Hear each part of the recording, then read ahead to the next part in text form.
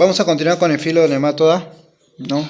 Vamos a hablar con respecto a los helmintos. Vamos a ver las características que tienen estos helmintos.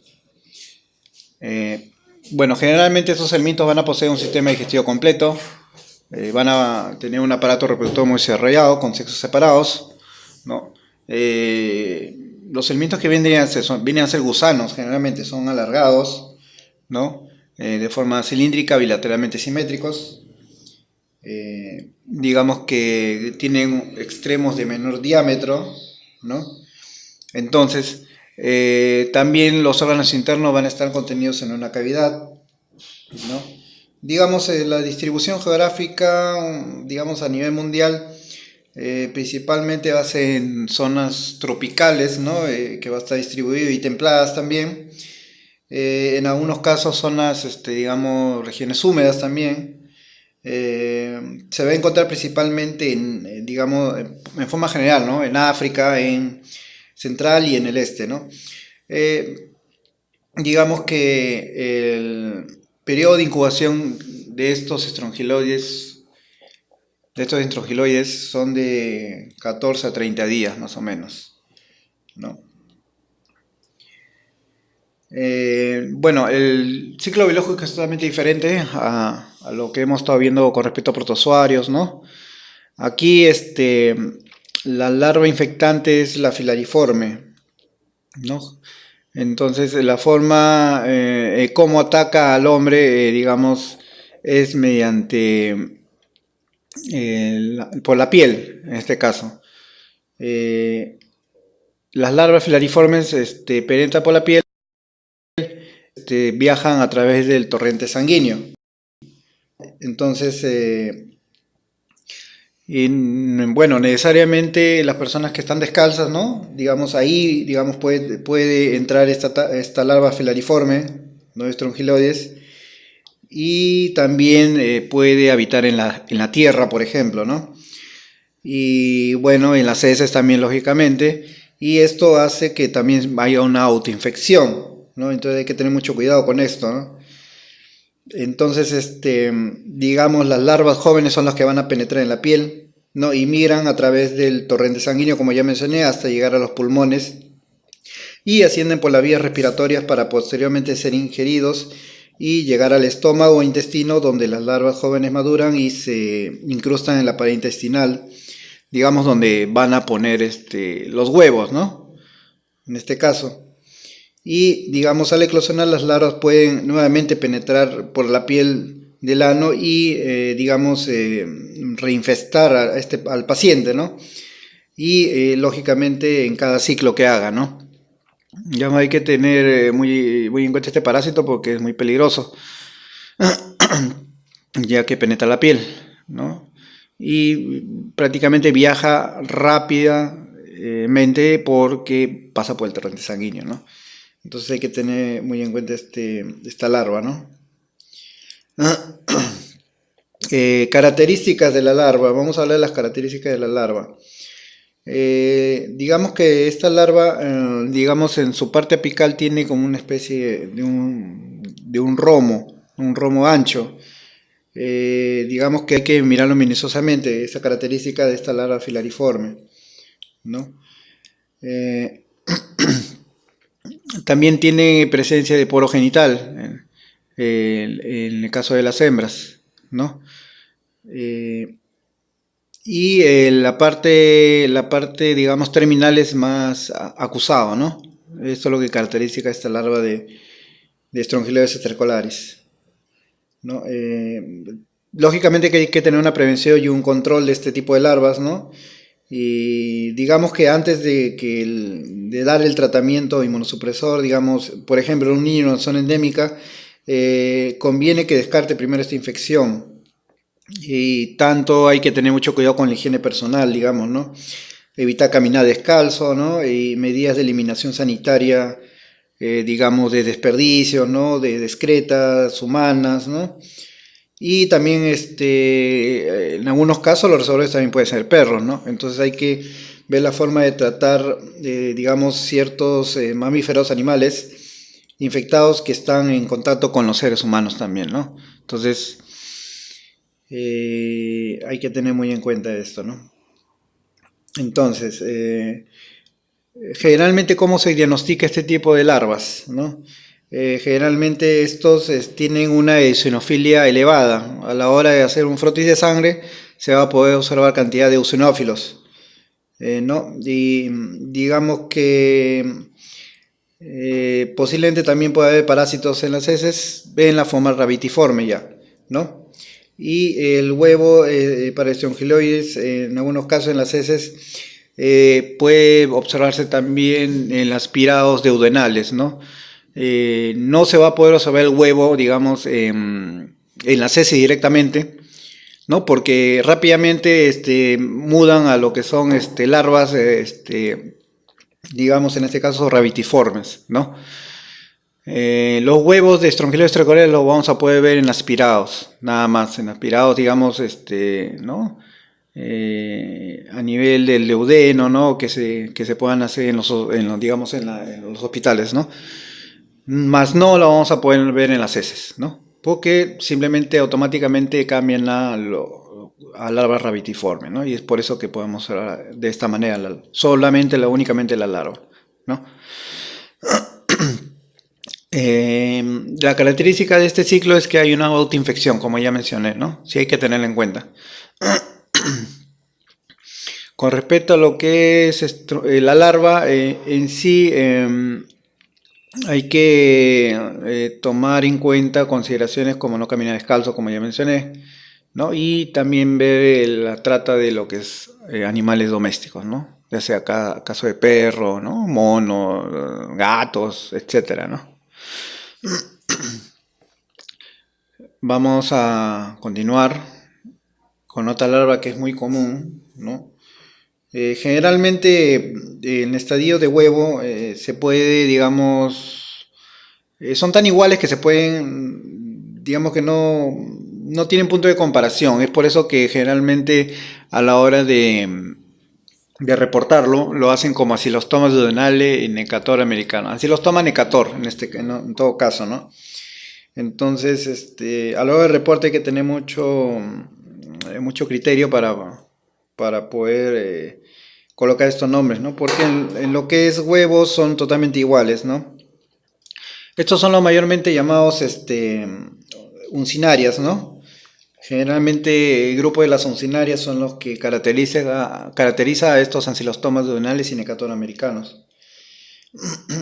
Ahora, ¿qué podemos decir con respecto al ancilostoma? Digamos que es una especie de parásito, ¿no? Que pertenece al filo de los nemátodos.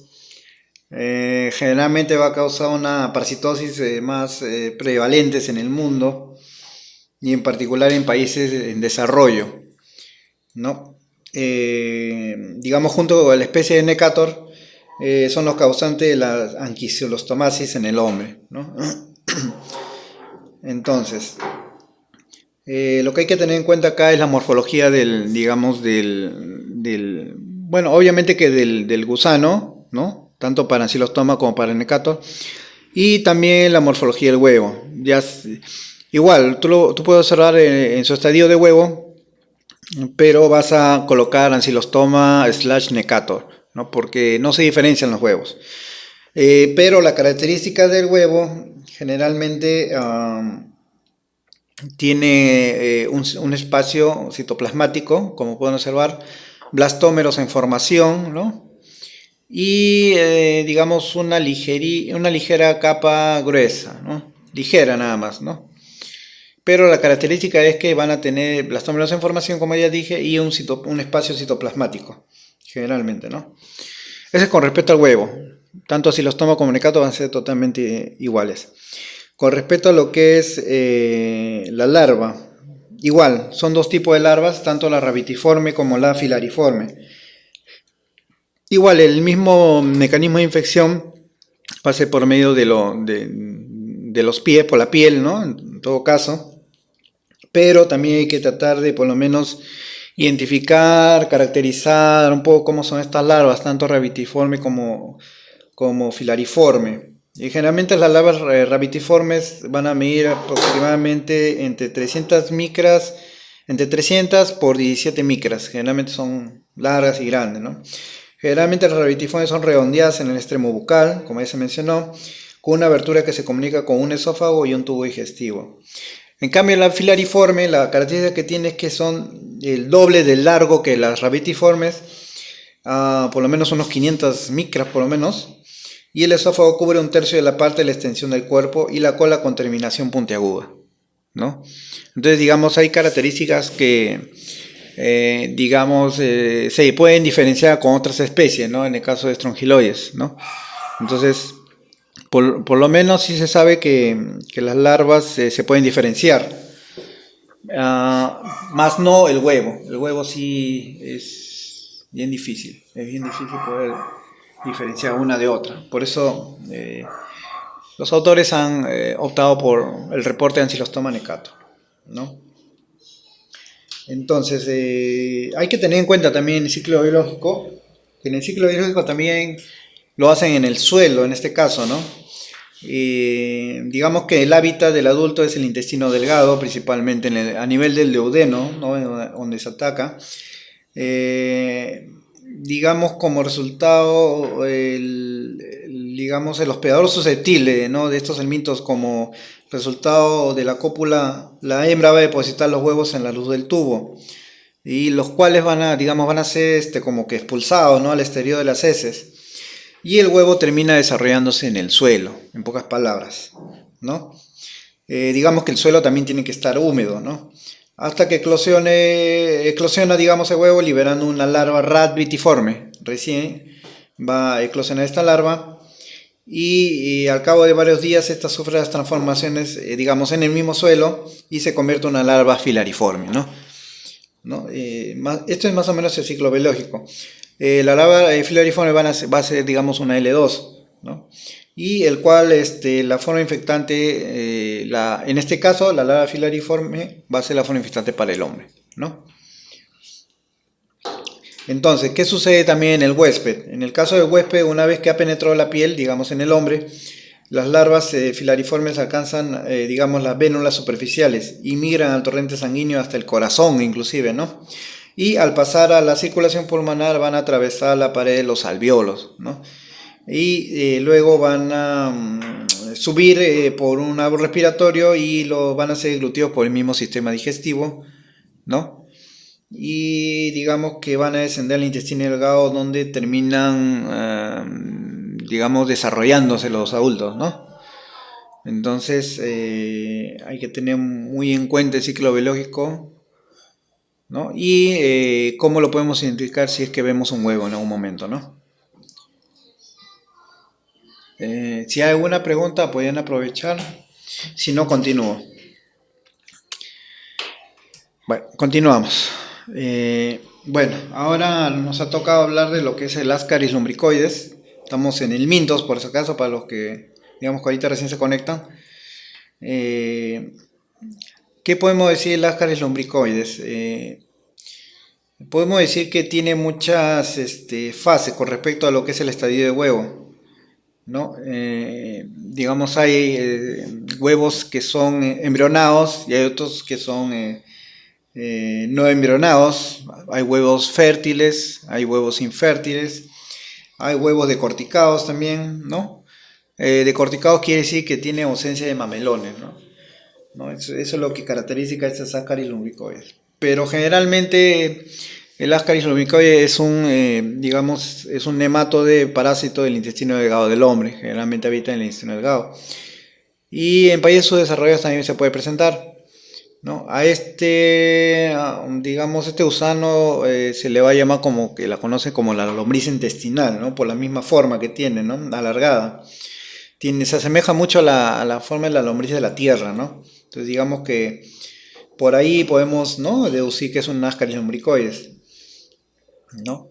Entonces, otro tipo de Ascaris que existe, hay otros Ascaris bien parecidos, al menos en los que es estadio huevo, son muy parecidos al Ascarisum, digamos, al parásito del cerdo, en este caso, ¿no? El huevo, ¿no? Son muy parecidos al Ascarisum en la forma de huevo. En la forma de lo que es larvas, digamos, también hay ligeras diferencias, ¿no? Que podría que podríamos resolver de cuál especie estamos hablando, ¿no? Pero más que nada los ascaris lumbricoides cumplen digamos, un problema de salud muy grande, ¿no? Digamos que los ascaris lumbricoides lo puedes encontrar en la gran mayoría de hospitales, ¿no? Y centros de laboratorio, ¿no? Eh, Todo siempre se da cuando hay situaciones inadecuadas de higiene. Hay que tener muy en cuenta eso. Y acá el contagio se produce por la ingestión de los huevos, digamos, larvados del segundo estadio L2, que habían sido eliminados con las heces, y los huevos, después de ser ingeridos, se eclosionan liberando las larvas, las cuales salen por la luz del intestino delgado, ¿no? Entonces eso no lo sabíamos. Recorren la circulación en los pulmones realizando dos mudas y aumentando de tamaño para retornar al intestino delgado, donde se convierten en adultos, ¿no? En el intestino delgado se van a convertir en adultos, ¿no? Digamos, son enormes resistentes, ¿no? También a climas adversos, ¿no? En este caso al calor es muy resistente, digamos, estas ascaris, ¿no? Pueden pasar tiempos, digamos años, y digamos los huevos se mantienen ahí, ¿no? Entonces es muy difícil erradicarlos realmente, ¿no? Entonces, hay diferencias también entre larvas de hembras y machos. Por ejemplo, las larvas de las ascaris van a estar midiendo entre 25 y 35, más o menos, ¿no? Perdón, en este caso para las hembras. Y entonces el macho estará midiendo entre 15 a 30, o sea, digamos que los machos son más pequeños, en este caso para la especie de ascaris, ¿no? Entonces, eh, continuando con el ciclo biológico, eh, a ver, ¿qué podemos decir del ciclo biológico? ¿Cómo se infecta el hombre? Esa es la gran pregunta, ¿no? El hombre se va a infectar por el ascaris a través de la ingestión de los huevos que se encuentra presente en el suelo contaminado, digamos, ¿no? De modo que el estadio infectante son los huevos larvados. Desde los huevos emergen las larvas en el intestino delgado, las que penetran la pared intestinal prácticamente, ¿no? Y alcanzan la circulación sanguínea a través de la cual llegan a los pulmones, ¿no? En los pulmones penetra en los alvéolos, de donde pasa a los bronquios y a la tráquea y salen por la laringe, para luego ser deglutidos y llevados nuevamente al intestino delgado, donde se desarrollan y alcanzan, digamos, el estadio adulto en este caso, ¿no? Bueno, entonces, lo que hay que rescatar acá es que las lombrices intestinales nunca se adhieren en la pared intestinal. Digamos, las hembras, digamos, grávidas diariamente oviponen miles de huevos no embrionados en la luz intestinal, ¿no? Digamos que van a pasar al medio exterior a través del ano, no por medio de las heces. Entonces, ¿qué podemos concluir con respecto a lo que es el huevo, ¿no? El estado diagnóstico de unas ascariosis son los huevos, o bien, digamos, el estadio, digamos, son los huevos, ¿no? Pero, digamos, estos huevos infectantes van a llegar al duodeno en todo caso, ¿no? Cuando son ingeridos, ¿no? De manera accidental por malos hábitos higiénicos, van a llegar al duodeno y donde van a ser atajados por los jugos digestivos, ¿no? Digamos los ácidos del estómago en este caso. Van a estar dejando en libertad las larvas, las cuales son resistentes al jugo gástrico, ¿no? O sea, las larvas resisten, digo en este caso, el jugo gástrico. Y digamos, estas larvas poseen gran movilidad, ¿no? Que penetran en la mucosa duodenal llegando a la circulación portal y dirigiéndose de allí al hígado, donde regularmente permanece entre 72 y 96 horas. ¿Qué podemos observar más de la característica de este huevo? Presenta mamelones en sus partes externas, ¿no? También en la gran mayoría de los casos tienen las larvas que ya están larvadas, ¿no? Y tienen 3 capas dentro de este huevo, ¿no? Digamos la capa vitelina, digamos, que ellos tienen.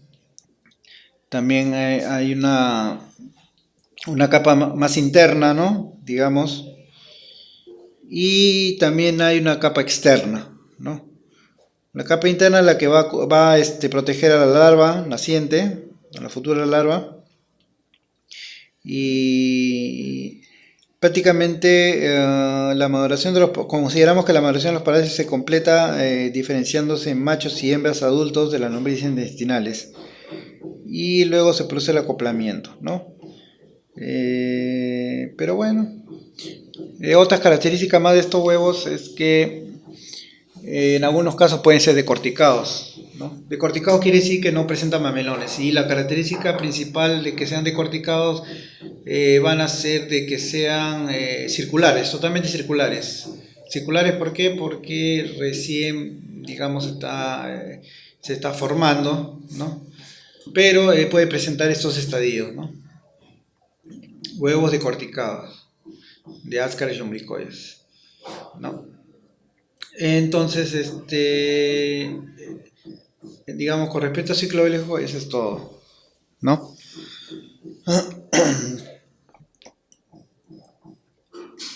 Acá también hay otro parásito bien común, digamos, pero en este caso ya vendría a ser común de, digamos, de los perros, ¿no? Es un parásito de los perros, llamado Toxocaracanis, ¿no? Es un parásito que abunda en las heces de los perros, y tenemos una u otra manera de poder identificar la forma del huevo, ¿no? Y también un poco lo que es explicar el ciclo biológico. Generalmente este parásito Toxocara canis es el minto de distribución mundial, ¿no? Prácticamente va a parasitar de perros y otros cánidos en este caso. Y los ejemplares de los adultos de Toxocara canis son unisexuales, o sea, quiere decir que demuestran dimorfismo sexual. Miden de 9 a 18 centímetros, son de coloración blanca o amarillenta y se encuentran en el intestino de sus hospedadores definitivos, ¿no? Entonces, digamos que la enfermedad comúnmente atacada vendría a ser la toxocariasis, ¿no? Digamos, hay toxocariasis, digamos que es causado por la migración de las larvas a diversos órganos del cuerpo, causando unos posibles síndromes, ¿no? Digamos que según los órganos invadidos, sean los ojos, digamos el corazón o el hígado, van a poder emigrar, ¿no? Estas larvas infectantes, pero van a cambiar de estadios, ¿no? De L1 a L2 a L3, ¿no? Entonces, también existe la tosocariasis, digamos, ocular, ¿no? Cual puede penetrar en la vista y de ahí puede migrar a los órganos internos, ¿no? Digamos, llámese pulmones, hígado, ¿no? Páncreas. Entonces, hay que tener muy en cuenta este parásito, ¿no? Sobre todo las personas que tienen mascotas, ¿no? Porque pueden infectarse con los huevos, ¿no? En todo caso. Entonces, vamos a explicar por qué, de qué manera infestan estos parásitos a los hospedadores, ¿no? Número uno, digamos que la forma básica y típica para los ascáridos va a ser la ingestión de los huevos que contienen la segunda larva, L2, del desarrollo.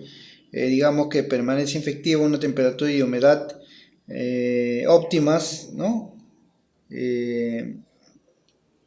Digamos, la larva viaja por el torrente sanguíneo hacia el hígado y a los pulmones, siguiendo la ruta conocida como el entero hepático pulmonar.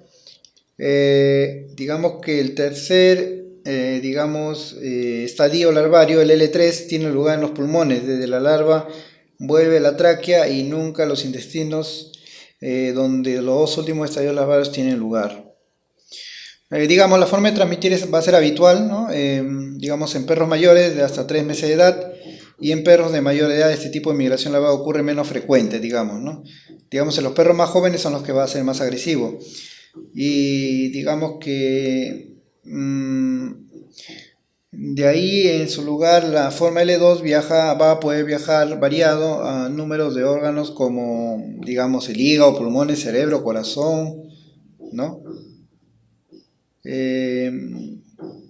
bueno, es algo que tú lo tienes que conversar y digamos que la larva de la forma L2, ¿no? También puede ser ingerida por otras especies animales. Eh, digamos, ahí puede permanecer en estado de letargo, ¿no? Digamos, puede, como que puede, digamos, como puede decirlo, puede invernar en este caso, ¿no? Pero esto va a estar en el interior de los tejidos de los animales, ¿no? Y hasta que estos son, digamos, comidos por un perro en este caso, ¿no? Donde los estados posteriores de desarrollo quedarán confinados en el tracto gastrointestinal, ¿no?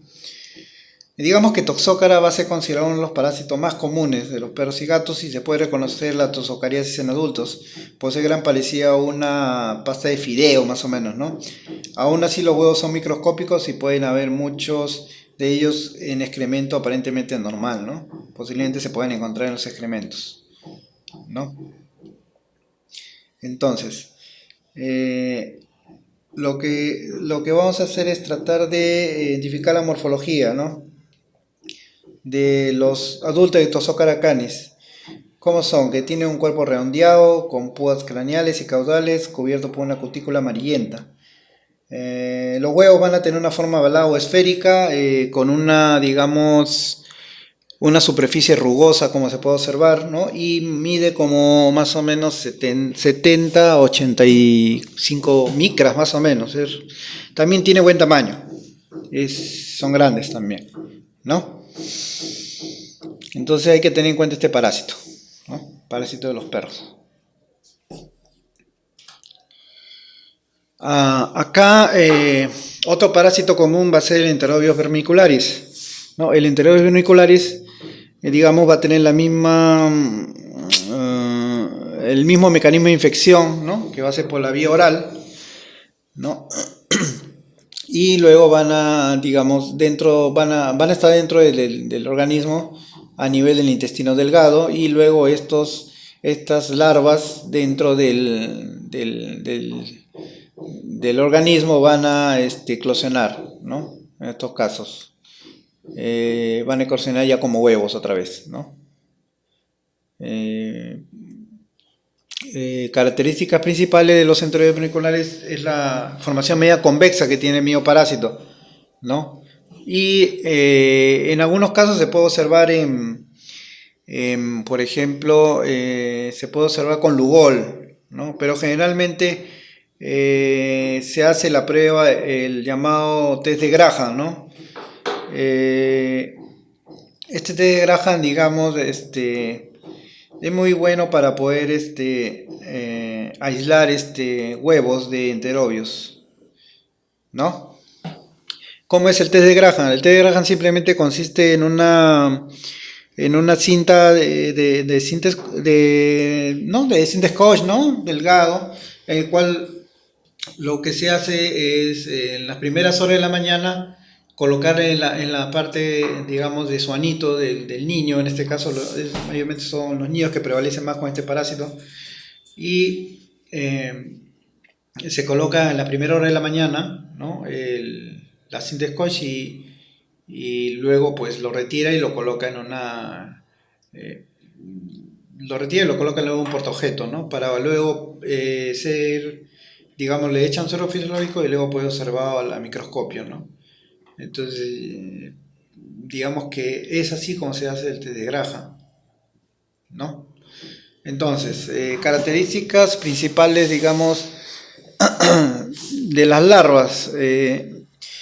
Generalmente lo podemos observar, como ya he mencionado, los huevos podemos observar en este famoso test de Graham, pero también en forma fresca, ¿no? Entonces, digamos, vamos a ver si es que hay otras características que nos puedan ayudar a poder reconocer estos enterobios, los huevos. Digamos que se puede asemejar a una forma de una letra, la letra D más o menos, ¿no? Entonces, también otra característica más que quiere decir que tienen doble membrana siempre, ¿no? No están solos, ¿no? Entonces, lo que, digamos,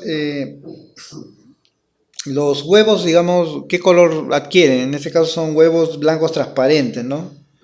Como, digamos, como se ha visto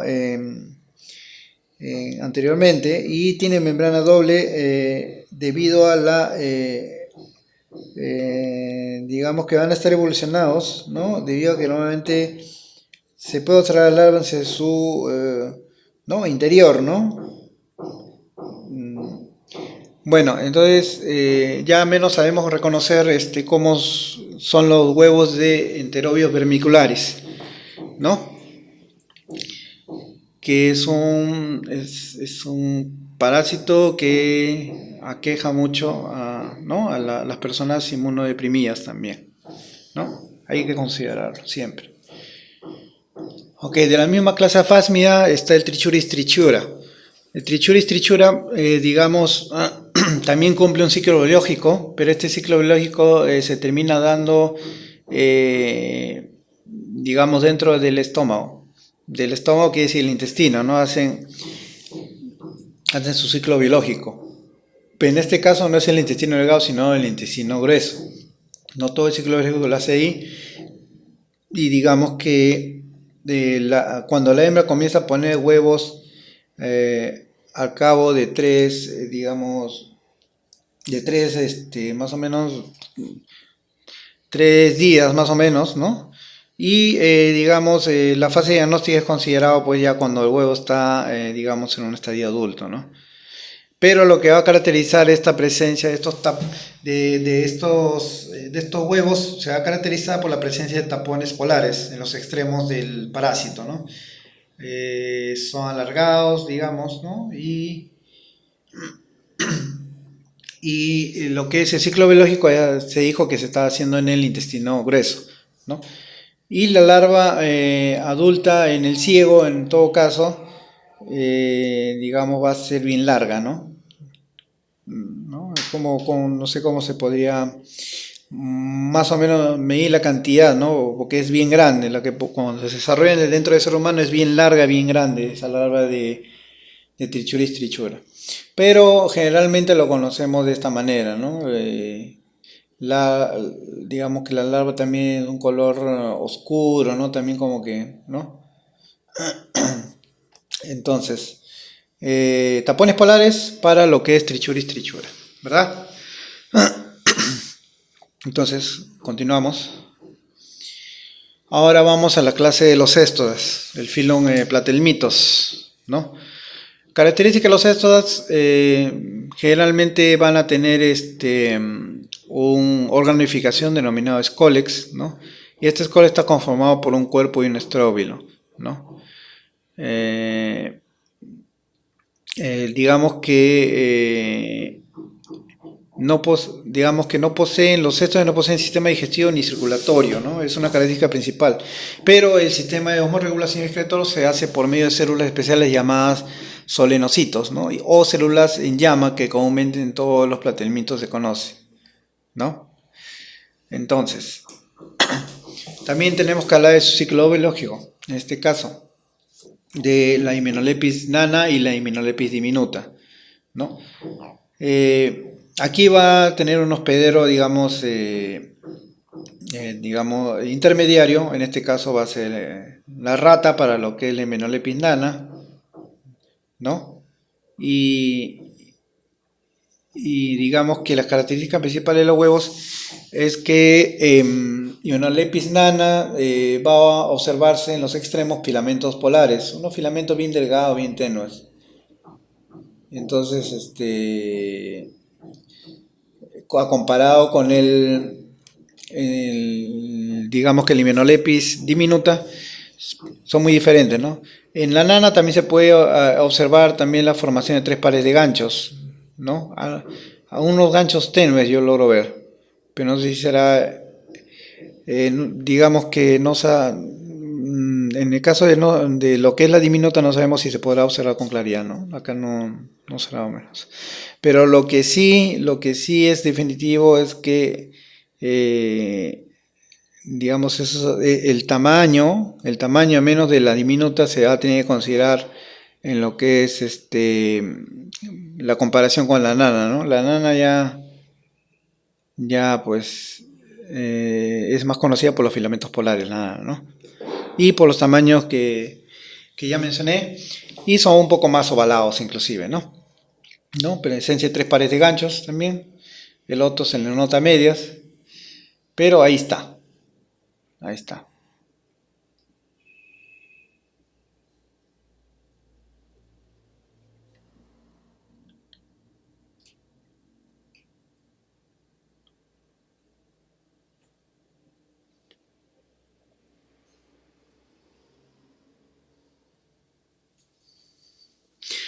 Ahora, vamos a seguir en este caso con Tenia, ¿no? Entonces, el huevo de Tenia, digamos, acá va a tener una característica principal, que tiene una estructura radiada, ¿no? Alrededor, y van a ser de color, digamos, medios café marrones, ¿no? En este caso, el ciclo biológico, digamos que va a ser, el hospedero intermediario va a ser un cerdo, ¿no? Pero el hombre va a ingerir, digamos, en este caso, digamos, el cisticercos, ¿no? Infectado, ¿no?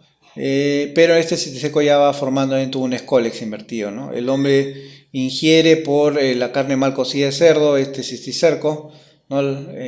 Digamos, la larva oncócera, y el hombre pasa a ser como hospedero definitivo, ¿no? Luego, eh, digamos, este cisticerco va a iniciar la formación de la tenia, ¿no? ¿No? Acá se le puede observar que tiene una pequeña, ¿no? Como una pequeña cabeza, ¿no? Entonces, eh, lo que se va a hacer en este caso, va a haber un ciclo biológico. eh, con respecto a la tenia adulto, va a haber liberación de, digamos, proglótidos, ¿no? Va a haber una liberación de proglótidos porque, digamos que cuando estos proglótidos se liberan, digamos que estos proglótidos van a estar sueltos, ¿no? Y estos van a ser ingeridos por el cerdo, en este caso, ¿no? Y al ser ingeridos por el cerdo, digamos que digamos que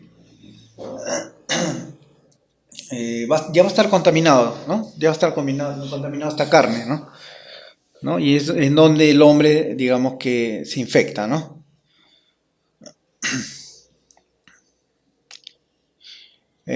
Con respecto a lo que es Diphyllobotrium, es otro parásito común. Eh, Generalmente su ciclo biológico también es diferente.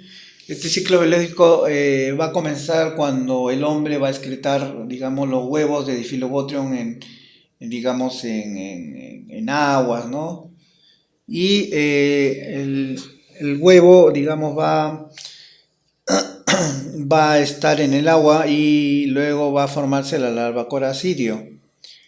Luego esta larva va a ser, digamos, ingeridos por una larva. En este caso se va a formar la larva procercoide, ¿no? Ya va a dejar ese coracidio, ¿no? Para hacer larva procercoide. Pero esta pequeña larva que se comió al crustáceo, esta pequeña larva va a ser consumida digamos, ¿no? Por una larva mayor, pues, ¿no? Entonces ya prácticamente el ciclo se está cerrando porque el hombre se está contaminando comiendo, digamos, estos pescados, ¿no? Entonces, hay características principales que tiene este parásito, ¿no? Es la presencia de un opérculo en la parte anterior, ¿no? Los huevos, digamos, están en algunos casos tienen blastómeros todavía, ¿no? Y no pueden soltarse del todo. Eh, pero el diagnóstico en general es la presencia de los huevos de Diphyllobotrium, ¿no? Existe Diphyllobotrium lato y existe Diphyllobotrium pacifico. En lo que es el lato no, digamos que no nos está preguntando ni nada, ¿no? Entonces, el atún generalmente es por su ubicación geográfica. El atún se encuentra en lo que es América del Norte, ¿no? Tanto en Estados Unidos, ¿no? Pero para nuestro continente se encuentra, pues, se ha considerado como difilóboto pacífico, ¿no? Tanto en Chile, digamos, tanto en Perú, se pueden encontrar este tipo de especies, la que es de Pacífico, ¿no? Continuamos. Ahora vamos por la superclase Tremátoda. Esta superclase Tremátoda, digamos, son endoparásitos de vertebrados, cual lo podemos encontrar en diversos órganos, y los procedimientos que presentan generalmente son dos ventosas. La mayoría son aplanados en forma de aguja y van a ser hermafroditas. Y digamos, el sistema excretor está a cargo de las células flamígeras, ¿no? Y los tremátodos se alimentan en contenidos intestinales exudados de las zonas inflamadas de pus. ¿Y qué más? Y su ciclo biológico puede tener hasta 2 horas de hospedadores intermediarios. Esto es todo lo que hay que saber con respecto a la superclase Tremátoda, ¿no? Pero ahora vamos a hablar de la clase Igeneo, con respecto a lo que es la fasciola hepática. La fasciola hepática que generalmente el hombre se contamina pues al comer, digamos, berros, ¿no? Y también la larva infectante puede encontrarse también en el agua. El hombre puede bañarse, digamos, en el agua y se puede contaminar también, ¿no? Entonces vamos a ver cómo empieza este ciclo biológico para, digamos, poder entenderlo mejor. Entonces el hombre se infecta digamos, con las larvas, ¿no? Comiendo berros, comiendo vegetales, ¿no? ¿No? Y entonces, el nivel donde actúan generalmente, digamos, este parásito va a ser a nivel de los canalículos biliares, ¿no? O sea, del hígado, ¿no? Entonces, eh, generalmente la larva infectante va a ser la larva miracidio, ¿no? Esta larva miracidio, digamos, la forma infectante digamos, va a salir, digamos, va a estar en el agua, pero esta larva, como es infectante, va, digamos, a querer utilizar un hospedero, en este caso, ¿no? Digamos, el hospedero intermediario sería lo que es un caracol, ¿no? Un caracol de la familia de los Linaea, ¿no? Entonces este miracidio va a tratar de penetrar por el pie del caracol, ¿no? Y ya penetrado en el pie del caracol, digamos que el miracidio se va a transformar, digamos, en esporocistos, digamos, ¿no? Esporocistos se van a transformar, ¿no? Y estas a su vez en redias también, ¿no? Entonces, después de haber salido, digamos, el parásito, haber salido del caracol, digamos, ¿no? Estas se van a transformar, digamos, en cercarias, ¿ya? ¿No? En este caso las cercarias. Se van a transformar en las cercarias, ¿no? Y estas cercarias a su vez se van a transformar en metacercarias. Estas metacercarias son los que van a estar adheridos en los vegetales, ¿no? En los que están mal lavados, y también adheridos en lo que es en los espacios, ¿no? Digamos que el cual puede hacer que se puedan contaminar, digamos, los animales, ¿no? En este caso el ganado ovino, ¿no? ¿No? El ganado caprino, ¿no? Ellos también se pueden contaminar, digamos, ¿no? Pueden ser también otros hospederos, ¿no? Intermediarios, ¿no? Porque ellos también consumen, pues, lo que es los berros, ¿no? Las plantas, ¿no? Las plantas verdes, ¿no? Y entonces, Generalmente la morfología de estos fasciola hepática más o menos van a llegar a van a, digamos, se va a caracterizar por tener también un opérculo en la parte anterior, ¿no? Pero lo que más caracteriza es el tamaño. El tamaño, digamos, van a llegar hasta como 150 micras más o menos, son bien grandes, ¿no? Y, y también van a teñirse bastante con el lugol, ¿no? Si, si se incuba, se va a poder lograr teñir totalmente, ¿no? Esa es la característica que tiene más o menos los huevos de fasciola, que se tiñen rápidamente con lugol, bien, bien, bien notorio es, ¿no? La forma de teñirse. Entonces, vamos a continuar, ya vamos a terminar estos parásitos. Seguimos con el Paragonimos. En este caso el Paragonimos es la misma familia de lo que es la fasciola, ¿no? La única, también igual necesitamos pero intermediario, en este caso otro caracol también. Pero la diferencia en este caso del ciclo biológico, en este caso va a ser la presencia de digamos, un crustáceo, ¿no? ¿No? Un crustáceo crudo en este caso, ¿no? El cual se van a, digamos, va a ser consumido por el hombre, ¿no? Un crustáceo, digamos, mal cocido, ¿no? Y entonces accidentalmente lo ingiere, ¿no? Las metacercarias ya, digamos, infestadas, ¿no? Eh, entonces, va a ocurrir una serie de cambios en el ciclo biológico y entonces van a tener los mismos, digamos, las mismas larvas, en todo caso los esporoquistes, las reyes, las cercarias, también igual que la fasciola. Solamente la diferencia es con respecto a lo que es la presencia de crustáceo, ¿no? Nada más, es la única diferencia. El resto es igual, es casi igual. Entonces acá, obviamente, como son primo hermano de las fasciolas, entonces en la parte anterior va a ser considerado, digamos, como un opérculo también, ¿no? No, es un opérculo igual. De igual forma lleva un opérculo. Pero no son tan grandes como la fasciola. Estos pueden llegar a medir 30, 35, ¿no? Micras, en este caso.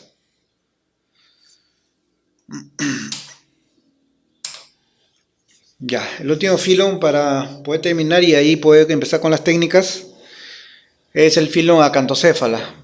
Es poco usado, digamos, poco comentado, ¿no? Ese filón acantocéfala, pero generalmente van a tener una forma aplanada, ¿no? Son dioicos, son endoparásitos de trato digestivo, de vertebrados, como por ejemplo el muy, cucarachas, ratas, ranas, etcétera, ¿no? Y son helmintos insegmentados, ¿no? Generalmente. Entonces, el parásito más común de estos acantocéfalos es el Macracanthorrhinchia uruguinácea, ¿no? El huevo de Macracanthorrhinchia uruguinácea, ¿no? En el cual podemos observar que, digamos, el hospedero definitivo va a ser un cerdo en este caso, ¿no? El cerdo, ¿cómo se infecta? Lo que pasa es que el cerdo consume los alimentos en el cual van a estar, se va a ingerir un insecto, ¿no? Quizás que era de la familia de los coprófagos, ¿no? En el cual el cerdo se va a infectar, ¿no? Ya que digamos, este insecto va a estar ya contaminado con las larvas, ¿no? Entonces va a ser un ciclo biológico dentro del intestino del cerdo y se va a generar una larva infestante que es la cantela, ¿no? Entonces, igual va a pasar todo el ciclo biológico, la forma infectante va a ser, digamos, va a ser esta misma cantela, ¿no? Las características principales del huevo son que tienen, digamos, doble o triple pared, ¿no? Gruesa, ¿no? En este caso, los huevos son muy oscuros, ¿no? No tiene muchas divisiones tampoco, ¿no? Y digamos que ahora, ya terminando este tipo de parásitos, ¿no? La gran mayoría hemos tocado de forma tanto morfológica, su ciclo biológico, eh, y digamos que algunas partes, estructuras principales que estos parásitos tienen, ¿no?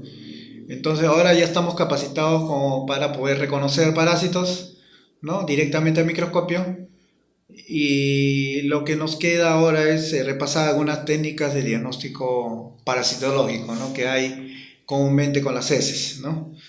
Digamos que las pruebas diagnósticas que el médico debe solicitar al laboratorio va a depender mucho de los síntomas del paciente.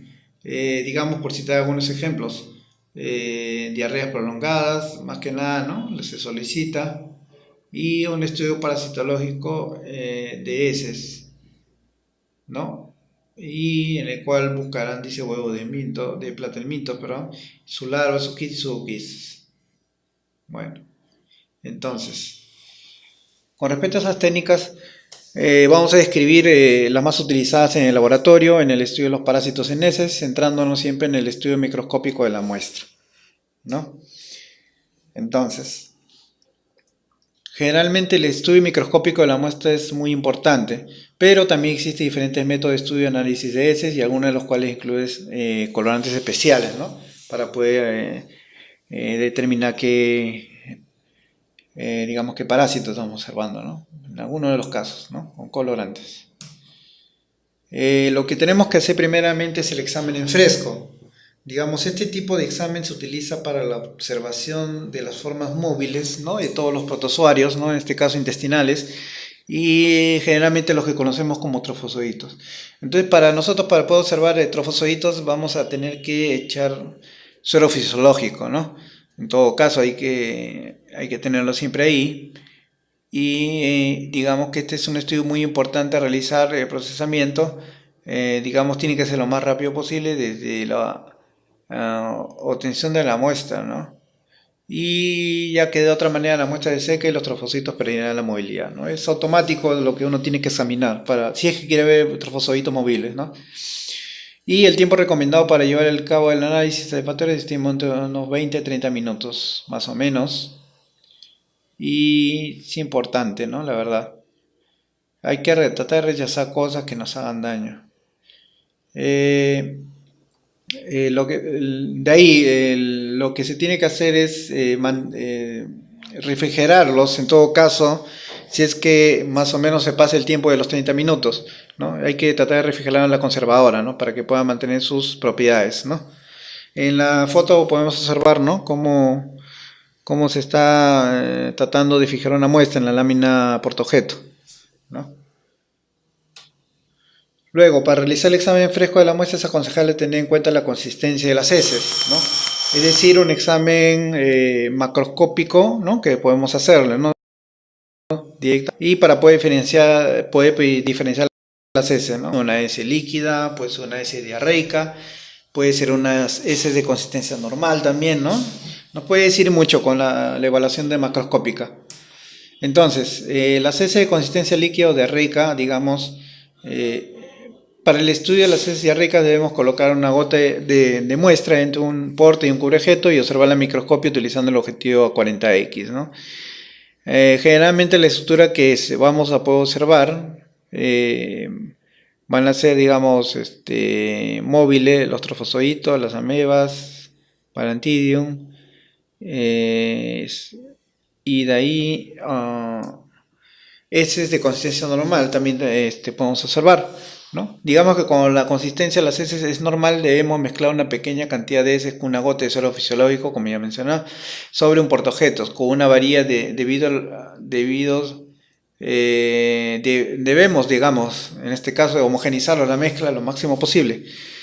La observación de microscopio tenemos que hacerla con el objetivo de 10X, con el de 40X. Con el objetivo de 10 podemos, digamos, visualizar huevos y larvas del mintos.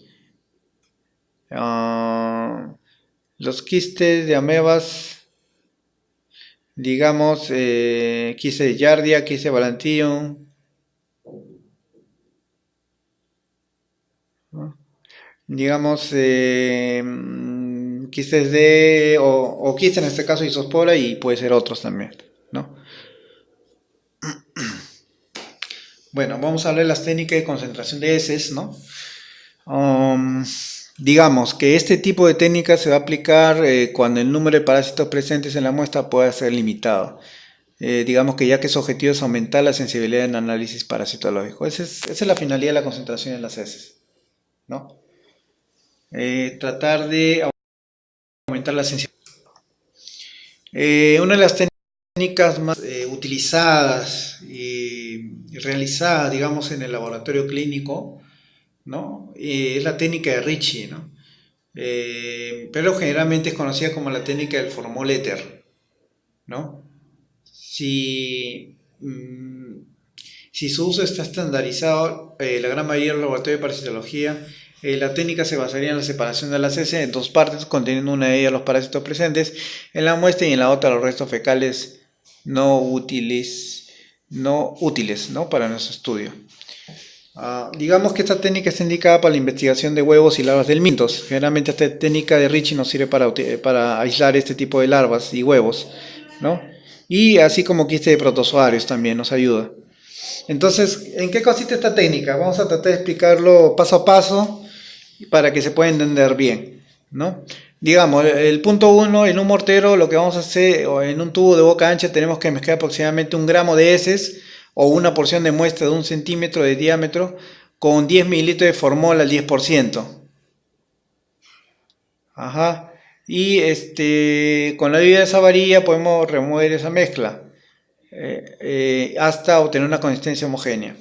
Luego en el doso vamos a dejar reposar la muestra durante 10 a 15 minutos.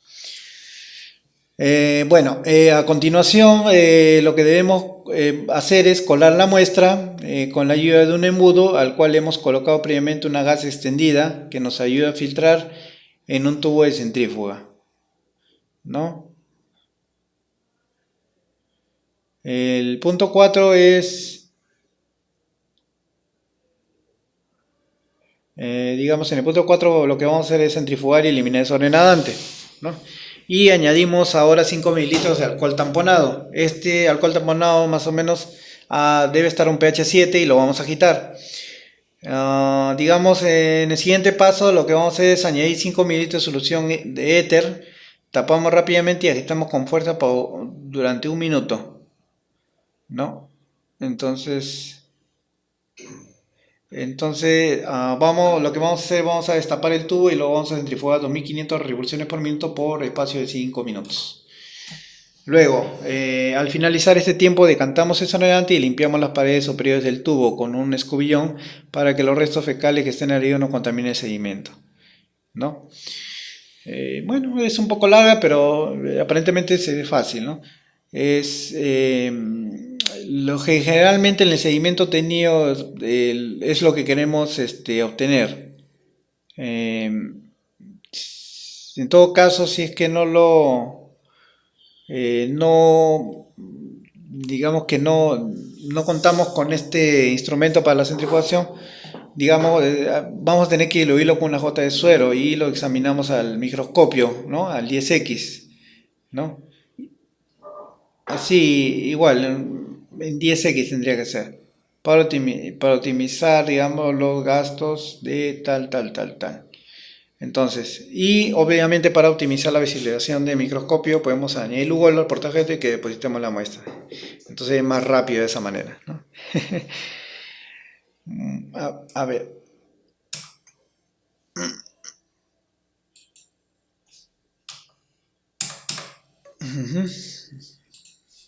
Ya. Ok, acá podemos ver la técnica de Ricci o la técnica de centrifugación formol-éter, ¿no? Lo podemos ver acá en el gráfico. ¿Qué es lo que concentra? Quiste de protozoarios, huevos y larvas del mintos, ¿no? Ventaja del uso del éter y formol, no sé, me parece que acá en este caso va a haber una separación de fases, ¿no? Generalmente, ¿no? Son una fase que no se va a mezclar con la otra, ¿no? Entonces, digamos que va a ser beneficioso para menos poder concentrar quistes, protozoarios, huevos y larvas del minto, ¿no? Entonces ya más o menos ya sabes, pues.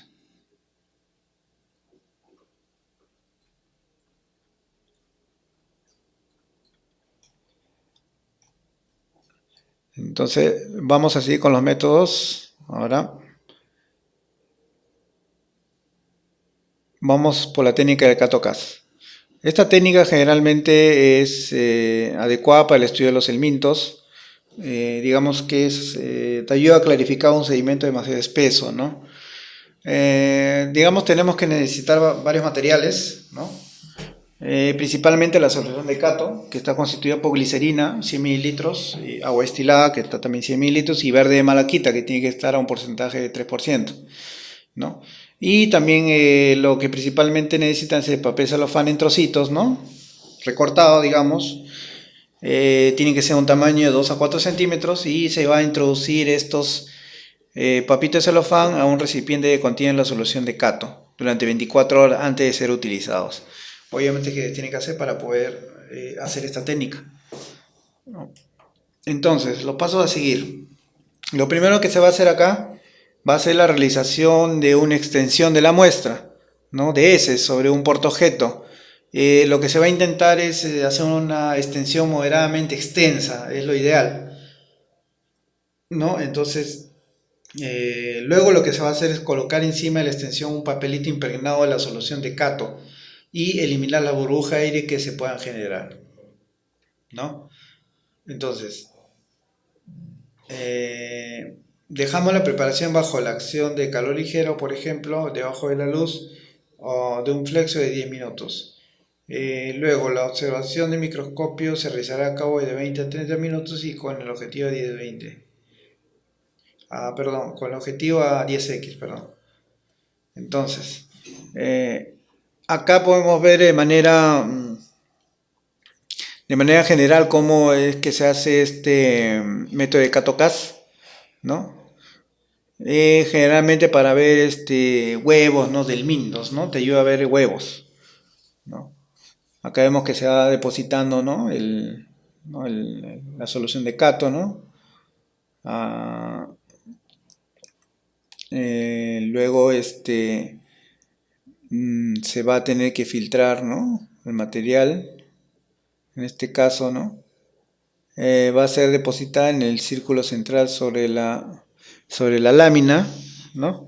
Entonces ponemos un poco de muestra y retirada la placa se va a depositar el material, en este caso. No, está así. Sí, pues. Entonces podemos observar acá la adición del papel celofán, ¿no? Encima de la muestra, ¿no? El cual acá se tiene que triturar ligeramente para que podamos poder observar al microscopio, ¿no? Aquí ya se ha observado que ya se trituró un poco la muestra con el papel celofán y directamente se va a poder observar al microscopio, ¿verdad? Entonces este es el método de Kato-Kas, ¿no? Es un poco engorroso, pero es, digamos, efectivo, ¿no?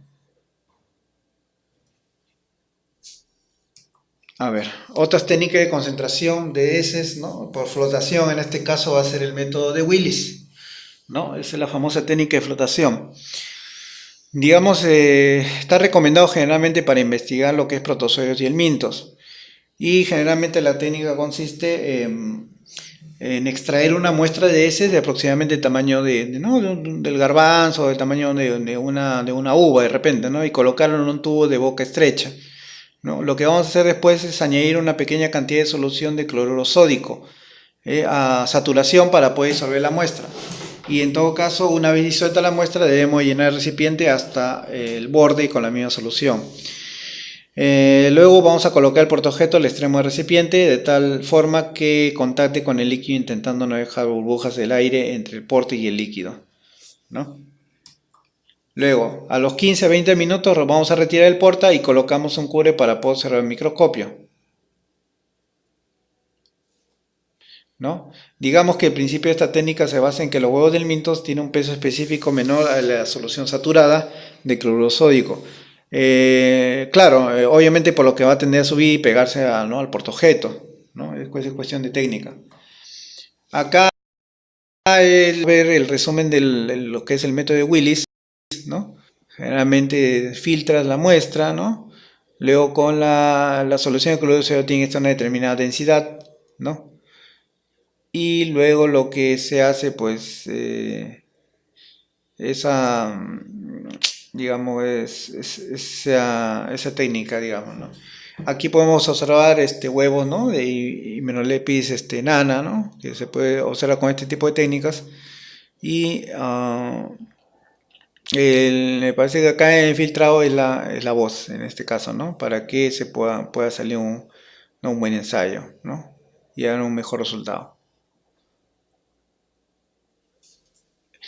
Eh, Continuando, acá hay otro método denominado el método de Berman. Generalmente el método de Berman es para obtención de larvas de Strongyloides tricolaris, ¿no? O posiblemente larvas de Necator americanos, ¿no? O Ancylostoma duodenale, ¿no? En todo caso, eh, son, son métodos que, digamos, que va a consistir en utilizar un embudo de vidrio, en este caso, ¿no? Con un cesto de alambre y se va a llenar el embudo con agua cubriendo la materia fecal y el cual el cesto va a ser rodeado por una tela de la forma que digamos, el parásito abandona las heces.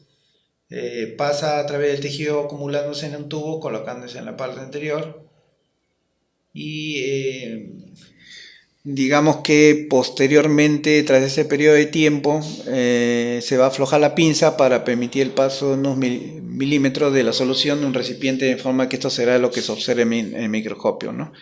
Rápidamente. Eh, Aquí podemos observar el gráfico, ¿no? De lo que es la metodología de Berman para el aislamiento de las larvas, ¿no? Se tiene que necesitar un embudo, ¿no? Como ya se mencionó. Después una tela para poder cubrir, ¿no? Con una banda elástica inclusive, ¿no? Para que no se pueda chorrear la muestra, ¿no? Entonces, los resultados se dan de aquí después de 24 a 48 horas, ¿no? La mayoría de los nematodes se van a estar recogiendo, ¿no? Digamos, con una especie de platito, ¿no? El cual se puede terminar de filtrar, ¿no? En este caso. Eh, Entonces, existe otro método de fijación de heces también, ¿no? Por ejemplo, el método del MIF, que vendría a ser el mertiolato yodoformol, ¿no? Entonces, ¿para qué es útil esta técnica, digamos, ¿no? Generalmente es para fijar formas vegetativas de los parásitos, ¿no? De protozoo en este caso, ¿no? Que a la misma vez se puedan teñir y facilita la visualización del microscopio. Hay reactivos que se van a utilizar obviamente acá, ¿no? Más o menos es lo que es la solución de yodo y el mertiolato formol, ¿no? La solución de mertiolato formol está compuesta por glicerina, 5 mililitros, formol de 37%, 25 mililitros, tintura de mertiolato, 200 mililitros y agua destilada, 250 mililitros. Igual, la composición de la solución de yodo es 5 gramos, yodo de potasio 10 gramos y agua destilada 100 mililitros. Ahí tenemos ya nuestro reactivo, ¿no? El cual si queremos preparar. Pero digamos acá en la solución del MIF se obtiene mezclando 9.40 mililitros de solución de mertiolato con 0.60 mililitros de eh, solución de yodo, ¿no? En este caso, lo más cómodo es preparar tubito de la solución, ¿no? MIF que contenga 4.7 mililitros cada uno. Y digamos que esto se debe conservar en la oscuridad y el tiempo de estabilidad, ¿no? En este caso. Ah, Vamos a seguir continuando con la metodología ¿no? Lo que se va a hacer acá en este caso, vamos a mezclar el contenido del tubito del MIF con el tubito que contiene la solución del yodo. Luego, con la ayuda de una espátula, extraemos una muestra de ese del tamaño aproximado de un garbanzo y lo introducimos en un tubo que contiene la mezcla realizada en el paso 1. Y luego lo que vamos a hacer es homogeneizamos la muestra correcta y lo agitamos. Dejamos el tubo en reposo durante media hora.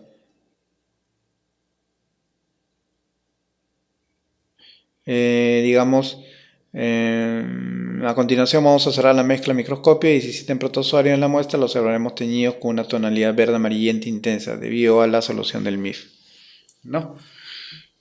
Bueno, un poco relativamente extensa, pero digamos, eh, atinado para lo que es aislamiento de protozoarios, ¿no? Y bueno, aquí, digamos, es la técnica la más común que conocemos, ¿no? La más conocida, la más distribuida, digamos, a nivel, digamos, a nivel de aguas, ¿no? También, pero en este caso a nivel de heces también la coloración es muy importante.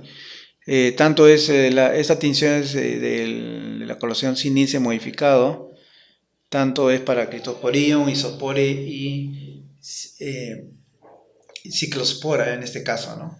Aquí hay un error, ¿no? Sería Cryptosporidium, Isospora y Ciclospora, ¿no? Entonces, digamos, ¿qué es lo que se tiene que hacer en primer lugar? Primero se tiene que hacer la técnica de concentración de los parásitos, en este caso, ¿no? Digamos, de la técnica del formulator, ¿no? Como ya hemos comentado anteriormente, ¿no? Con la finalidad de hacer la extensión en la cubreobjeto, ¿no? Para poder tener nuestra muestra. Y luego se fija con alcohol metílico durante 3 minutos. O sea, digamos en pocas palabras, vamos a tratar de desarrollarlo de esa manera para que lo puedan entender. Luego, ¿qué es lo que se va a hacer? Se va a cubrir la preparación, lo primero que se va a cubrir es con la fucsina fenicada, ¿no? En este caso es la fucsina ácida, ¿no? Fucsina ácida, obviamente por la composición de la pared celular, en este caso sería de los, me parece que es con las paredes celulares en este caso, ¿no? Que tienen estos parásitos. Eh, lo que se va a hacer aquí es calentar por 3 minutos el colorante, ¿no? Hasta poder ver una emisión de vapores, ¿no? Esto por espacio de 3 minutos. La idea no es quemar la lámina con el colorante, sino es lo que se quiere es tratar de que pueda soltar vapores, ¿no? Solamente 3 vapores. Con 3 vapores va a ser suficiente para que se pueda fijar la muestra, ¿no? Entonces, después de la emisión de vapores, lo que se va a hacer es el lavar en agua y proceder a la decoloración con la extensión, cubriéndola con ácido sulfúrico al 7% durante un minuto. Y bueno, de ahí lavar y colorear con verde malaquita. Y de ahí, ¿qué más puede ser? Finalmente vamos a lavarlo y secarlo al aire para poder observar el microscopio con el objetivo de inmersión, ¿no? Acá hay un detalle también que tenemos que, la decoloración es con el alcohol ácido, ¿no? No hay que olvidar en este caso. Pero otros pueden utilizar el ácido sulfúrico también, ¿no? La idea es decolorar todo de la fucsina, ¿no? Que esté totalmente limpio, ¿no? Y la idea es que el colorante penetre, ¿no? ¿No? En lo que es el- lo que es en el ensayo de lo que es el parásito, ¿no? Esa es la ideal, que pueda penetrar el colorante, ¿no? Y entonces lo que hacemos es observar al microscopio, ¿no? Con la ayuda de una serie de inmersión con un aumento de 100x, ¿verdad? Entonces, esto es lo que podemos observar en el microscopio, ¿no? Digamos que digamos que estos auquistes, digamos que se van a teñir de color lila intenso, ¿no? Por acción del colorante de la fucsina fenicada, en este caso cuando se dan los vapores, ¿no? Cuando no hacemos bien la técnica y se da malo y no se llega a hacer los vapores, el colorante no va a penetrar. Lo que va a hacer el colorante es, digamos, se va a extender, digamos, hasta por abajo y va posiblemente crear falsos positivos, ¿no? Lo ideal es tratar de hacer una coloración adecuada para que, eh, digamos que se pueda observar mayormente los ooquistes. Estos ooquistes generalmente miden hasta 5, me parece que 5 micras, ¿no? No miden más, son bien pequeños, ¿no? Entonces, eh, como vemos, estos oquistes van a ser coloreados de esta manera. Y como siempre van a tener pues el tamaño, ¿no? que les corresponde, que no pasa de las 4 o 5 micros, ¿no? Son los más pequeños también. De forma en fresco no los vamos a poder reconocer, ¿no? Porque se puede confundir con algún tipo de artefacto. Lo ideal es hacer la coloración sin Nielsen para que pueda reconocerse, ¿no? La intensidad del colorante, ¿no? Eh, bueno, hasta acá, digamos, son las principales técnicas mayormente, ¿no? Obviamente que hay algunas otras más por ahí, pero que no son tan comunes. Pero lo que se ha tratado acá es de poder resumir, tanto para lo que es el área microbiológica y ahora acá lo que se está hablando de parásitos, es tratar de resumir las mejores técnicas, lo más utilizadas digamos, en los laboratorios clínicos, hospitales, ¿no? Y el cual de repente nosotros tengamos las nociones para poder resolver y hacer un buen desempeño pues, de estos ensayos microbiológicos y parasitológicos, ¿no? Lo ideal acá, al menos para ver los parásitos intestinales, tanto para reconocer huevos, para reconocer protozoarios, larvas, ¿no? Quistes o quistes, digamos, es la práctica. La práctica es lo que nos va a ayudar a poder identificar rápidamente y también ver las características morfológicas de cada parásito, ¿no? Entonces,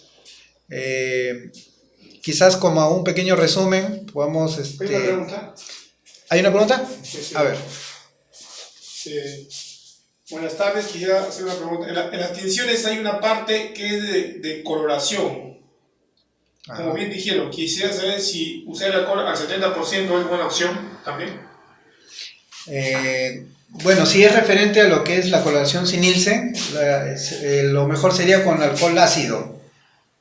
O sea, sería la idea, claro, el alcohol podría ser a 70, podría funcionar, pero tendrías que echarle ácido clorhídrico, tendrías que hacerlo con eso, porque si no le echas ácido clorhídrico, la tinción de lo que es el colorante de la fucsina fenica es tan fuerte que puede quedar penetrada en la misma lámina, ¿no? Entonces es por eso que utilizan el ácido clorhídrico, para que con la mezcla con el alcohol pueda decolorar totalmente, ¿no? El colorante, ¿no? Y pueda estar limpio, ¿no? Para poder seguir haciendo la coloración, ¿no?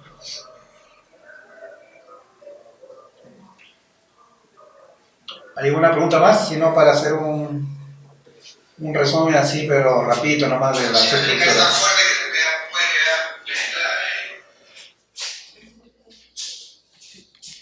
Sí, a ver si me ayudas. Ya, voy a hacer un resumen nada más. Nada más. Rápido. Ok. Bueno, para poder terminar esta... ¿Es la solicitado un participante? Ya, a ver, dime. Lo que tú mencionas. Ok. Lo que vamos a tratar de hacer ahorita, una especie de repaso, ¿no? De todo lo que, digamos, los parásitos que hemos visto, digamos, protozoarios, llámese huevos del mito, larvas, es tratar de identificar la parte, digamos, morfológica, lo principal, digamos, la característica morfológica principal de cada parásito, al menos, ¿no? Es lo que voy a tratar de hacer ahora. ¿No? Vamos a retroceder un poco en lo que es ciclos biológicos y morfología. Eso nos va a ayudar a tratar de identificar, ¿no? En el laboratorio, ¿no? ¿Con qué lo identifico mayormente? ¿Cuál es la característica principal morfológica de este parásito, ¿no? Voy a hacerlo de una manera breve para que pueda ser mucho más rápido, ¿verdad? Acá generalmente vamos a empezar por los protozoarios, ¿no? En este caso la Entamoeba coli. La característica morfológica generalmente es la presencia de los núcleos, acá, mayormente, la presencia de los núcleos. Lo que hay que jugar mucho es con el micrométrico para poder identificar los núcleos, ¿no? Entonces, puede ser que vea los cuerpos cromatoidales, estos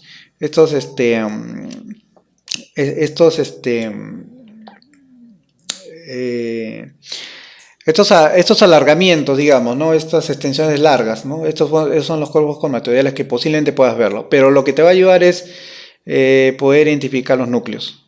No necesariamente va a ser los 8, Pero si puedes ver 4 o 5, estará en un estadio, digamos, un prequiste de repente, ¿no? Pero los núcleos es la característica principal morfológica que te puede ayudar a identificar una Entomoeba coli, ¿no? Y el tamaño, digamos, es no, de todos los, al menos de todos los protozoarios, es un poquito más grande que, digamos, que el Endolima, Chilomastis, ¿no? Digamos que puede llegar hasta 10 micras, 10 a 12 micras, ¿no? Ya, con respecto a lo que es la entomoeba histolítica, por ejemplo, uno tiene que sospechar la entomoeba histolítica cada vez que viene, digamos, una muestra de heces, ¿no? Sanguinolenta, ¿no? Con moco, ¿no?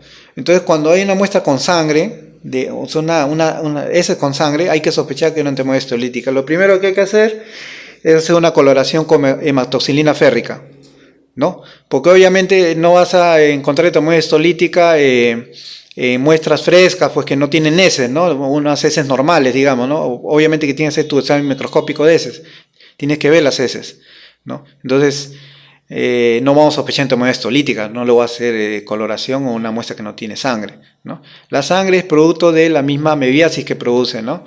Dentro digamos, del epitelio, o sea, rompe las paredes, ¿no? Como una, digamos, como la úlcera, ¿no? Y como rompe las paredes del epitelio comienza a sangrar, y es por eso que las heces salen con sangre, ¿no? Entonces, para identificar la entomoeba histolítica, hacer coloración de hematoxilina férrica, ¿no? Y así para poder identificar las cromatinas periféricas que se va a teñir de rojo, más o menos, ¿no? Y el fondo obviamente que va a ser medio azulado, ¿no? Lógicamente por el colorante, ¿no? Entonces, entomoeba histolítica lo vamos a identificar de esa forma. Ahora, lo que es Endolimas nana, característica principal morfológica para identificarlo. Presencia de núcleos. Los núcleos generalmente se van a poder identificar como puntos brillantes, ¿no? Puntos brillantes, pero no vas a poder observar el núcleo en su totalidad porque estos Endolimas nanas son muy pequeños, ¿verdad? Son muy pequeños, ¿no? Entonces lo que te va a ayudar a identificación es la refringencia también, ¿no? Juega con el micrométrico bastante y si ves que un poquito que más o menos que se influyen en la luz, ¿no? Ves que se reflejan un poco en la luz, que sí que hay refringencia. Entonces vamos a tener que sospechar que es un Endolimas nana, ¿no? Y como mencioné, no necesariamente van a ser así, esta forma, alargaditos, pueden ser muy redondas, pero muy pequeñas, eso sí, de 5 hasta 10 micras puede llegar, pero generalmente son menores, de hasta 5 micras, 5 o 6 micras, no pasan de esa medida, ¿no? Entonces, Endolimas nanae también es así. Ok, Giardia lambia. ¿Qué podemos identificar la Giardia lambia? La característica principal morfológica podemos decir que son el axostilo. El axostilo es como una varilla larga que se encuentra, ¿no? Acá lo podemos ver generalmente, ¿no? Obviamente que acá en este dibujo, digamos, ¿no? No se va a ver todas las partes, ¿no? Estas fotos que observamos son de laboratorio, ¿no? Esta foto es de la forma quística y esta foto acá es la forma de trofozoito, ¿no? Y bueno, las formas de trofozoito van a ser en heces realmente muy diarreicas, ¿no? Diarreicas, ¿no? Con ligero moco, ¿no? Nada más. Y se le hizo un directo con suero fisiológico para poder ver los trofozoitos. Los trofozoitos se ven con suero fisiológico, no se puede observar con Lugol porque tú echas Lugol a la muestra, ni bien llega al laboratorio, al menos si quieres trofozoito lo vas a matar. Entonces lo ideal es observarlo con suero y a la vez con Lugol, pues, ¿no? Con Lugol para ayudar a teñir algunas estructuras, ¿no? En este caso la característica primera es el asostilo, ¿no? Quizás algunos cuerpos parabasales puedas observar y algunos núcleos, ¿no? Pero la característica principal es el axostilo, que lo vemos acá como una varilla, ¿no? No sé si lo observan. Y el tamaño también, digamos que ellos no son redondos, son medios alargaditos, ¿no? Y la medida son hasta las 12 micras, ¿no? 17 micras posiblemente, ¿no? Depende del tamaño. Entonces, característica morfológica principal ya sabemos que es el asostilo en Giardia. Ahora, Iodamoeba bushley. Acá lo que caracteriza a la Iodamoeba bushley cuando echas el Lugol es la vacuola iodófila. Es una vacuola grande que ustedes pueden observar acá y que lo identifica a este parásito, esta Iodamoeba, ¿no? No es muy difícil de poder distinguirlo, es muy fácil, ¿no? Entonces, más o menos el tamaño es hasta 14 micras, ¿no? no son tan pequeños, son de forma regular de tamaño, pero la característica principal es la vacuola iodófila, ¿verdad? Entonces ya vamos al siguiente parásito. Blastocisis hominis. Blastocisis hominis generalmente de forma quística, lo caracteriza en la parte, digamos, externa, está rodeado de núcleos periféricos, ¿no? En este caso se puede notar, digamos que esta es la característica más principal que tienen estos quistes de blastocisis hominis. Es muy común en laboratorio, siempre se va a encontrar blastocisis hominis. A veces en los resultados, no te arrojan ni bacterias, no te arrojan ni parásitos, digamos, considerables, ¿no? Digamos, en el caso de Giardia puede ser, ¿no? Pero cuando sale Blastocisis hominis sí hay algún tipo de problema de infección de repente, ¿no? El cual igual el doctor, si ve Blastocisis hominis, lo va a considerar igual, ¿no? Igual es, al menos con los que están inmunodeprimidos, va a causarle problemas también, ¿no? Obviamente que también hay que considerar las otras formas, que son las vaculares, ¿no? La forma vacular, ¿no? Y la forma granular, ¿no? Tiene 3 formas estos blastocisis. Hay que tratar de considerarlos así.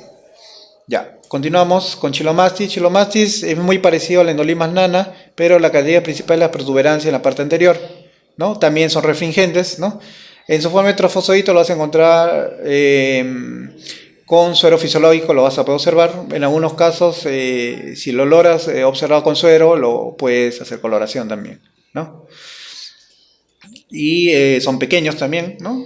Un tamaño similar en Endolimas, ¿no? Y con la refringencia, también la característica. Balantido coli, poco usual en el laboratorio, poco usual, al menos en trofosodito poco usual, posiblemente en quiste puedes encontrar, pero muy rara vez, ¿no? Yo lo he mencionado para que lo tengan en cuenta, ¿no? Ciclo biológico, donde lo puedes encontrar. Generalmente, identificaciones por medio de los cilios. Está lleno de cilios el Balantido coli, ¿no? Posiblemente puedas verle algunas estructuras como el macronúcleo, el micronúcleo, el citopigio, el citoprocto, ¿no? Y algunas vacuolas contráctiles, posiblemente se pueda observar, pero es poco usual en el laboratorio.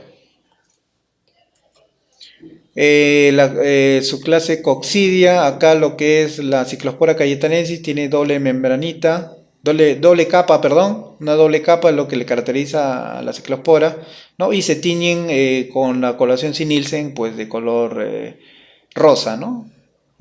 Muy intenso y como que aparenta tener gránulos dentro, ¿no? Pero son los mismos merozoitos que están ahí dispersos, ¿no? Son los que representa, digamos, aparenta tener gránulos, pero son merozoitos realmente, ¿no? Y la característica principal, como ya dije, es la doble capa. Listo. Entonces, ahora Lisospora belli también es grande, ¿no? Acá por única vez se puede observar en forma fresca, pero también lo puede observar con coloración sin Nielsen. La forma fresca se puede observar porque este es digamos, un parásito grande, ¿no? Es un parásito que tiene 12 esporoblastos inclusive, ¿no? Y es grande y se puede notar fácilmente, ¿no? No es muy difícil poder identificarlo, ¿no? También es poco común en el laboratorio, pero sí se encuentra Lisospora belli. Entonces, ahora pasamos a lo que son los Strongyloides tricolaris. Strongyloides tricolaris, recordar que no se va a encontrar en su fase de huevo, porque como ya dije en el anterior, en el momento que hablo del psicológico, van a madurar tan rápidamente que pasan a lava rabetiforme, ¿no? En la forma de huevo lo vas a encontrar simplemente al nivel de absceso, ¿no? De cual lo pueda hacer en operaciones, de repente lo puedas poder observar ahí, quizás que el médico lo pueda extraer, ¿no? De repente, ¿no? De alguna operación, más no lo vas a poder encontrar, digamos, fuera, ¿no? Porque maduran rápidamente y se transforman en larvas rabetiformes, ¿no? En el suelo, digamos que maduran, ¿no? Entonces la característica principal de estas larvas son que tienen extremo anterior, digamos, grueso, ¿no? El extremo posterior es aguzado y tiene un poro genital, ¿no? En el caso de las hembras. Acá lo que es el Ancylostoma duodenal necator americano son lo mismo, digamos, poca la identificación de los huevos son iguales, no hay diferencias. Entonces, lo que identifica acá son los espacios citoplasmáticos, ¿no? Con la formación de blastómeros, ¿no? Y también tienen regular tamaño, estarán abarcando la 30 micras por lo menos, 25 o 30 micras, calculo eso. Y son fáciles de identificar también por el espacio citoplasmático y la formación de blastómeros. Así los toman en Cato. Aquí, Ascaris lumbricoides, la característica principal es que son mamelonados, toda la parte externa, ¿no? Tienen una capa vitelina, una capa media, una capa interna también, ¿no? Y en algunos casos vienen a ser larvados también, ¿no? O también pueden ser huevos no embrionados, ¿no? Obviamente, y hasta inclusive hay huevos no decorticados, ¿no? Que decorticados quiere decir que no tiene mamelones, como ya lo mencioné. Toxocaracanes, generalmente la parte externa es rugosa, ¿no? Estos huevos son bien grandes, ¿no? Y son de color oscuro y tienen poco citoplasma, ¿no? Como se puede observar, ¿no? Generalmente son parásitos de los perros, como ya mencioné, en el ciclo biológico también que ya lo expliqué. Y lógicamente su modo de ingestión o su modo de infección es, digamos, el contacto con los animales, con los perros, ¿no? Tener mucho cuidado. Enteroides vermicularis, generalmente se encuentra, digamos, a nivel de test de Graham, mayormente estos son casos esporádicos que se pueden encontrar así a nivel fresco con Lugol, pero tiene la característica que son medios convexos, ¿no? Estos huevos tienen una forma de letra D, ¿no? Y digamos, con el test de Graham se identifica rápidamente, ¿no? Lo que es trichuris trichura, lo que le caracteriza son los tapones, tapones polares que tienen los extremos. Es típico la forma de los trichuris, también tienen blastómeros, ¿no? Pero la forma clásica es lo más común que se puede ver, ¿no? Digamos, identificar rápidamente los tapones polares en los extremos, ¿no? Eso no creo que haya ningún problema de identificación. Luego, la clase Cestoda, en este caso, lo que es el Hymenoleucis nana y diminuta. La nana, ¿qué diferencia de la diminuta? La nana tiene filamentos polares, ¿no? Filamentos polares en esos extremos, ¿no? Y los 3 pares de ganchos, en algunos casos que se ve. Como digo, hay que jugar mucho con el micrométrico para poder identificarlos. Y lo que es la Hymenoleucis diminuta, son huevos mucho más grandes y son redondos. Estos son medios ovoides, ¿no? Se forman un huevo.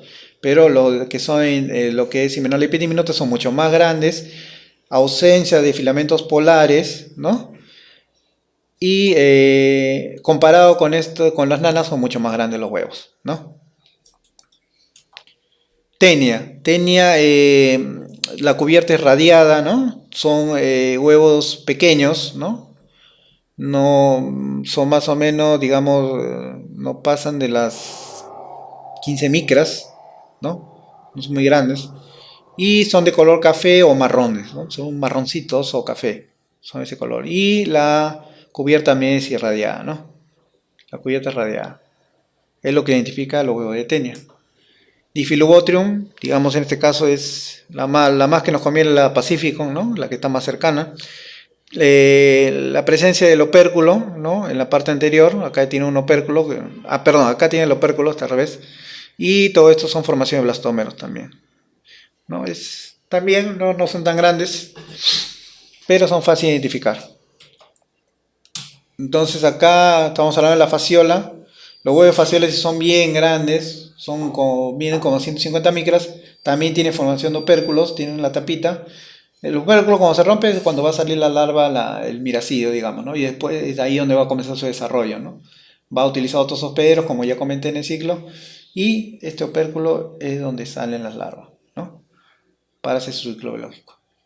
Y la característica principal es cuando se tiñen intensamente con el Lugol, se tiñen bastante un color bien naranja intenso, ¿no? Con el Lugol. Cuando echan Lugol se tiñen bastante de naranja. Eso es lo que también te puede identificar un huevo de fasciola. El tamaño, ¿no? Y la intensificación del color del parásito.